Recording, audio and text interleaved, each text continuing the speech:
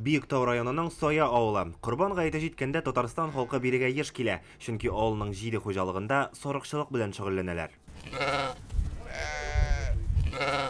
Булат Гаҗиҗанов үз эшен 8 ел элек башлаган. 400 баш сарык асраган еллар булды ди. Узган җәй коры килү сәбәпле малларны ашату кыенлашкан. Шуңа быел сарыклар азрак. Әмма корбанга мал сатып алырга теләүчеләр елдан-ел арта ди Ишмәкәр. 100 баштан 60 башны сорадылар инде.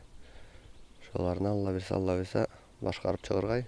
Сораулар бар елдан-ел арта. Корбан бәйрәме ел сайын Зөлхиҗҗә аеның 10 көнендә билгеләп үтелә. Быел гает 9 июльгә туры килә. Республиканың барлык мәчетләрендә бәйрәм намазын кояш чыгып 30 минут узгач укыячаклар. Казанда иртәнге намаз 2 сәгать 30 минутта, соңрак мөселманнар вәгазь тыңлый, ә бәйрәм намазы 3 сәгать 41 минутка туры килә. Республикада корбан чалу өчен 39 урын билгеләнгән, башкалада 17 мәйданчык. Тулы исемлек Татарстан Диния нәзарәте сайтында бар. Корбан чалу менә монда башлана. Без корбанны монда, корбан хайванын монда чалабыз. Казанның Залесный бистәсендәге Әхмәт Зәки мәчете бу Аллаһ йорты быел гына Ураза гаете көнендә ачылды. Бирдә корбанны беренче тапкыр чалачаклар. Моның өчен аерым бина бар. Иң соңгы технологияларны кулланып, иң соңгы тәҗрибәне кулланып, инде менә бу корбан бүлмәсе төзелде. Монда бер юлы 5 сарыкны чалу мөмкинлеге бар. Дагыстаннан махсус чалучылар чакырганнар. Гомумән 200 сарык корбанга китерелер дип уйлыйлар.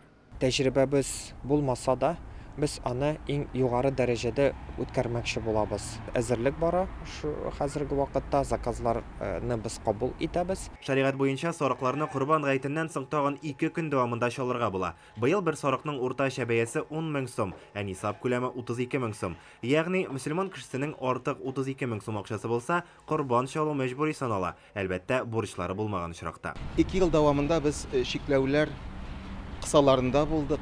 Соңгы елларда мөселманнар корбан гаетен коронавирус белән бәйле чикләүләр шартларында үткәрде. Бер мәчеткә 100 кешене генә кертеләр. Калганнар гыйбадәтне саф һавада кылды. Битлек кию үз намазлыгың белән килү шарт иде. Быел мондый чикләүләр юк.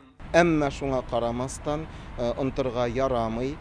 Бу сырхау әле китте дигән сүз түгел, үзебезгә дә башкаларга да зыян китермәс өчен, әгәр дә дин кардәшләребез арасында үзләрен начар хис итүчеләр булса, әлбәттә аларга ида калу күпкә хәерлерәк. Корбан гаетенең үзәк чарасы Галиев мәчетенә билгеләнгән. Матур гадәт буенча моннан турыдан-туры трансляцияны ТНВ һәм ТНВ Планета каналларынан карарга мөмкин булачак. Трансляция төнге 3 яртыда башлана. Корбан гаете уңаеннан республикада күп кенә хәйрия чаралары да оештырыла. Мәчетләрдә хәйрия ашлары, ифтарлар узачак. 10 июльдә Казанның Горький паркында Корбан фест, ягъни гаилә бәйрәме узачак. Моннан тыш Зәкат фонды мохтаҗларга корбан итен таратуны оештыра, 2 авыру балага акча җыялар. Тулырак мәгълүмат әлеге хәйрия фондының сайтында. Илгиз Шәкүров, Гадел Миндубаев, Илшат Мөхәммәтов, Яңа Гасыр каналы.